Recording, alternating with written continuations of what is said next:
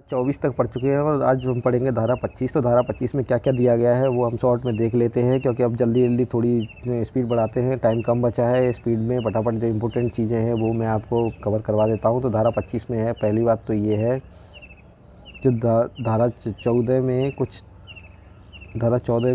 अयोग्यताएँ दे रखी हैं, जिनके आधार पर कोई व्यक्ति निर्वाचक नहीं हो सकता है, उसके लिए अयोग्यताएँ दे रखी हैं।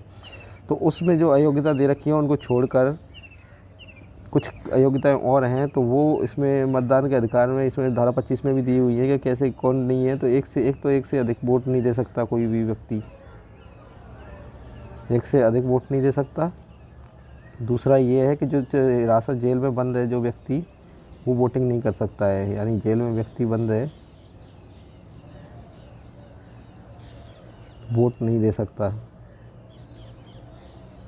दूसरा वो है कि निवारक निरोध के तहत व्यक्ति मतदान, यानी किसी को निवारक निरोध के तहत बंदी बनाया गया है तो वो मतदान कर सकता है।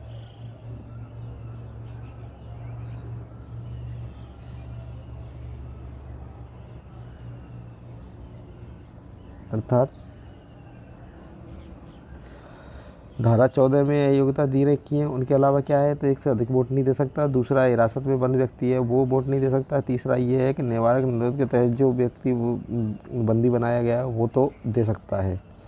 अब धारा 26 देखेंगे, निर्वाचन में मत देने की रीति, यानी किस रीति से मत दें, क्या है क्या नहीं होगा। तो जो मत है वो या तो वोट बैलेट से दिया जाएगा या फिर वोटिंग मशीन से होगा। दूसरी बात तो ये है, कोई अगर निर्वाचक है वो एक से अधिक वोट देता है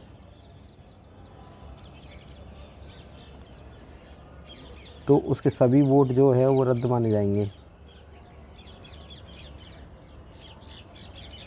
यानी कि चाहे तो वो उसी वार्ड में एक से ज़्यादा वोट दे या फिर अलग अलग वार्ड में एक से ज़्यादा वोट दे, तो उसके सभी वोट क्या माने जाएंगे, रद्द माने जाएंगे। नेक्स्ट है धारा 27, आकस्मिक रिक्तियाँ किस प्रकार भरी जाएंगी। तो आकस्मिक रिक्तियों के बारे में इसमें दिया गया है। तो पहली बात तो ये है कि उपचुनाव होगा, उपचुनाव द्वारा भरी जाएंगी, और जो उपचुनाव के बाद जो नए उम्मीदवार होंगे वो केवल शेष समय के लिए ही, यानी जो समय शेष बचा हुआ है उसके लिए ही सीट धारण करेंगे। दूसरी बात ये, आरक्षित सीट है वो उसी वर्ग के उम्मीदवारों द्वारा भरी जाएगी।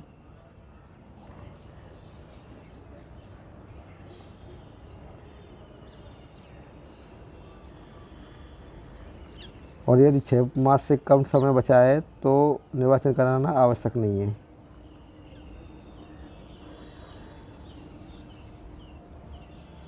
तो अगले चुनाव जब होंगे ना तभी वो रिक्तियाँ भरी जाएंगी।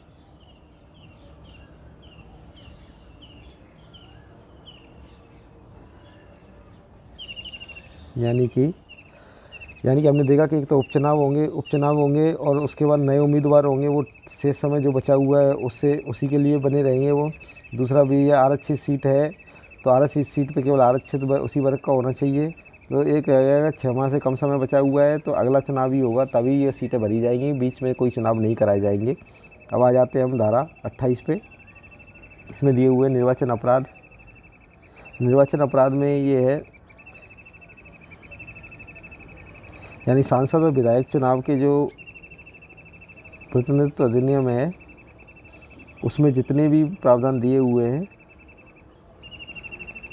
वो इस पर भी लागू होंगे।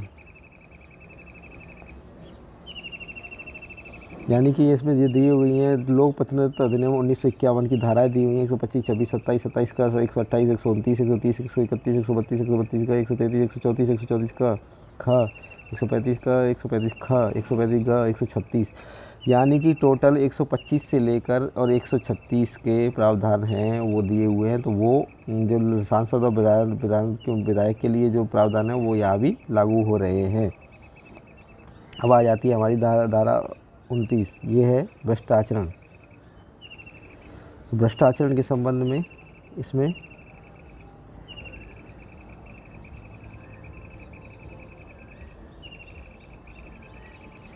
यानी कि कोई रिश्वत लेता है या उपहार लेता है तो उसे क्या माना जाएगा? भ्रष्ट आचरण माना जाएगा। अब क्या है, और ये रिश्वत उपहार वगैरह या तो कोई उम्मीदवार लेता है कि मैं चुनाव नहीं लड़ूंगा तो उस केस में भी ये भ्रष्टाचार माना जाएगा, या फिर कोई मतदाता लेता है वोट देने या न देने के लिए तो उस मामले में भी ये भ्रष्टाचार माना जाएगा। यदि किसी को जो धमकी दी जाती है या चोट पहुंचाई जाती है या फिर सामाजिक बहिष्कार किया जाता है या फिर आद्य दैवीय निंदा की जाती है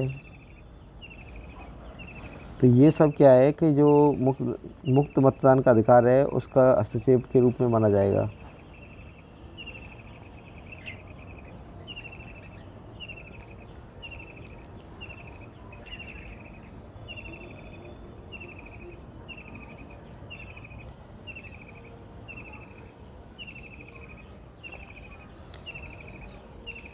अगर कोई चुनाव चिन्ह को छोड़कर और कोई धार्मिक चिन्ह का उपयोग करता है अपने चुनावी वोट मांगने के लिए तो वो भी गलत माना जाएगा।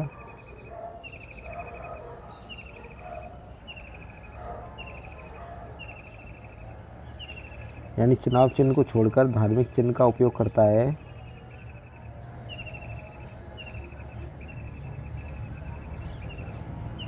तो वो गलत माना जाएगा।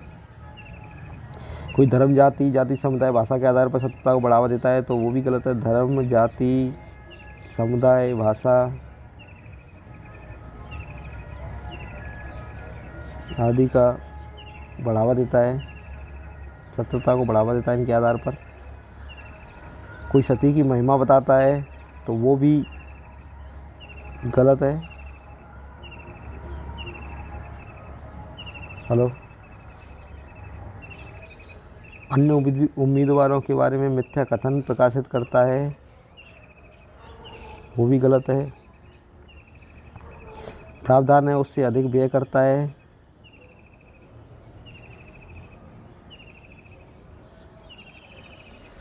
या फिर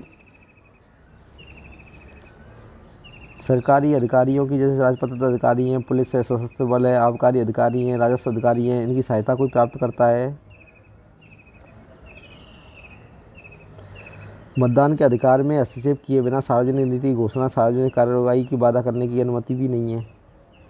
यानी कि इन कंडीशंस में किसी भी ये जो क्या क्या रिश्वत, उपहार, ये क्या भ्रष्टाचार माने जाएंगे, ये कौन कौन से हैं? कि कोई धमकी देता है किसी को, या उसके चुनाव चिन्ह को छोड़कर अपना धार्मिक चुनाव चिन्ह अपनाता है, या धर्म, जाति, समुदाय आदि के आधार पर सत्यता को बढ़ावा देता है, या अन्य उम्मीदवारों के बारे में मिथ्या उनका प्रचार करता है, या फिर प्रावधान से अधिक व्यय करता है तो वो सब भ्रष्टाचार माने जाएंगे।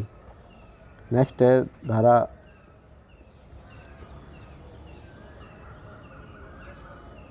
30 निर्वाचन संबंधी मामलों में। ये है धारा 30, कहाँ गई? यही धारा 30 है। निर्वाचन संबंधी मामलों में सिविल न्यायालयों की अधिकारिता। या निर्वाचन संबंधी मामलों में सिविल न्यायालय क्या क्या कर सकते हैं? पहली बात तो यह है कि दीवानी मामला अदालत, मतदाता सूची, बाढ़, चुनाव आदि से संबंधित जो मामले हैं उनकी सुनवाई नहीं कर सकते हैं।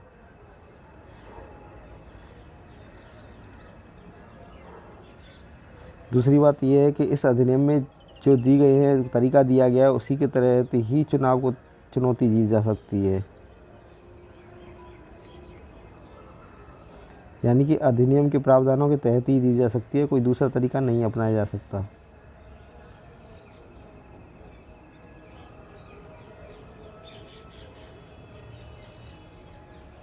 थैंक यू दोस्तों। अभी हम धारा 30 तक ही पढ़ते हैं, फिर धारा 31 थोड़ा बाद में अभी देखेंगे। Thank you.